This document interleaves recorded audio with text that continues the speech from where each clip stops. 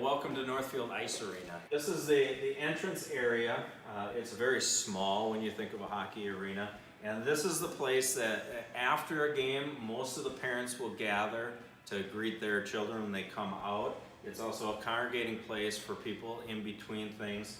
What you notice here is also coming directly from the front door. So many people are coming in, they have mats and stuff, but often there's rocks, there's sand, especially in the wintertime because there's sand and salt going down. And so this floor, they're constantly, you'll see the workers here constantly trying to clean this up because with a hockey skate, if you step on a stone, you're going to lose an edge and you won't be able to skate properly, and it could do more damage also if you lose an edge going into the boards. But we have moved all of our locker rooms in Northfield down to the other side so we don't have to navigate through all these people. We don't have to have our kids stepping on stones. Unfortunately, that means our guests do. They have to come through this, they have to navigate through all that, and they could possibly lose their edges and stuff. So you make your way through here, you got to navigate up on a concrete stairs. Fortunately, we do have railings, and so for people who are elderly, who need help with the railings, we do offer them here to be able to walk up. But oftentimes for the elderly, this is where they stop because there's no railings. As you can see here, there's no railings and it's very difficult to navigate. To get through here and to navigate up and down those stairs or up and down these steps is very dangerous. And so you will see a lot of times, this is our visitor section, but people that have a harder time navigating through it will sit here. This is where you come up to. It's hard to walk through there. There's not a lot of space to navigate through there. And you also come up here, you'll see kids running up and down and coming down these things fast. Again, it's just the danger that we have here. When you look at this whole area, like I said, it just does not match who we are as a community and what we want people to think of us as a community. I want you to imagine if a fire broke out in here and one of the exits is right here. This is not a good navigation through for a fire exit. And when we start adding things, because there is not enough storage space in here, it's maxed out in the room with the Zamboni in it, this is what we have. And there's a lot of times there's even more stuff here, and it's really difficult to navigate through. Again, it looks cluttered. It just doesn't look good for our community. It looks like we just kind of throw things together, and that's not what we want. This is how we navigate through to get to our one meeting room in the arena. It's back over here. We probably won't take you in there, but it's not in great shape, but you have to go through this condenser to get there. And it's hard to navigate. We do for our girls and for the boys. We do some training up here, and that's why you see some of this training stuff here. Again, it's not very conducive in what we want it to look like. To overhaul this unit and to be able to do a new coolant system, that's what's going to be costing just for us to have ice here, just for us to be open after 2020. That will be about $1.5 million. And again, what we'd say is this building is not worth even $1.5 million investment anymore. So here's the hallway of the arena, and this is where all the locker rooms are placed.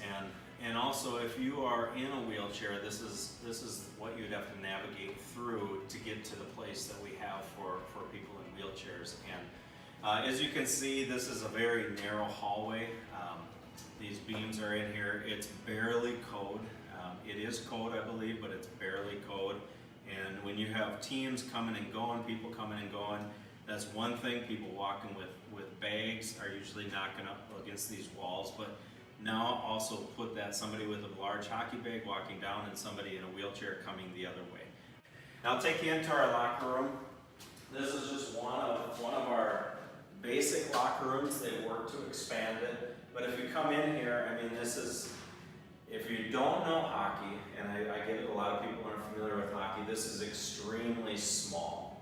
It's an extremely small locker room for a team. As a high school hockey coach for our girls, our team is usually right around 15 to 17 kids. There's no way we can fit in a team in here.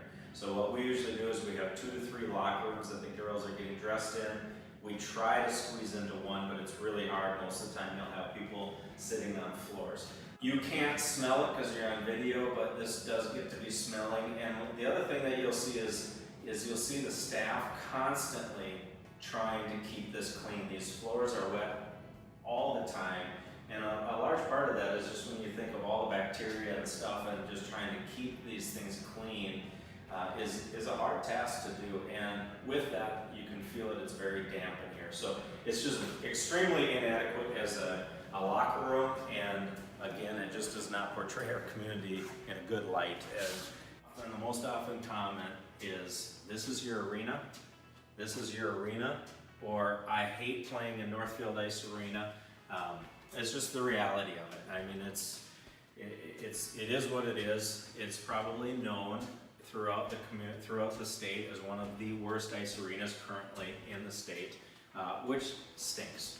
It really does stink when we're talking about our community. I love to have pride in our community, and when people are saying it's the worst arena I've ever been in, I just hate that. And with the upgrades that we did, I take pride in it. I was a part of doing all the painting and stuff, but it's just sad to hear that. So, but this is locker room 8. And so whether it's boys or girls, they come in here on these areas and they get dressed and undressed. And a lot of times there'll be practice or games going on here. This is what we protect them from, the public. And you know, I've said it, it's one thing. I'm amazed actually that my girls sometimes get dressed out here, but not often, because they don't want to. They don't feel safe, they don't feel comfortable, and it's not just an embarrassment to our community, it's a potential lawsuit. No way for handicap accessibility up into our stands, and I mentioned one of our players who had a brother who was handicapped, and it was at that point where it's like there was no place for Cody to come to watch the game because they couldn't get elevated high enough to look over there, the railings of the boards to watch it, and we couldn't get him up into the stands. And eventually, this is what the city and the staff developed. It was this ramp.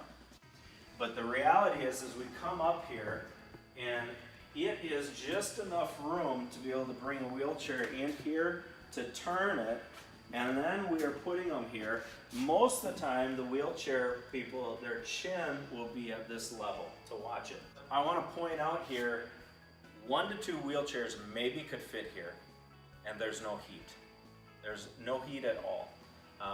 And so that's what we're saying to an entire community, people who have disabilities. Maybe it's veterans, maybe it's young kids with handicap. Whatever it is, we're saying, this is what we think of you. This is what we're offering you. And again, this is probably for me the largest component that causes me to say, this is not who we are as a community. We're better than this, and we want to offer something better than this. And we know in a new facility, we will have to honor ADA codes. And right now we are grandfathered in, so technically we don't have to do anything. But it's not about whether we have to or we don't have to. It's whether or not we should.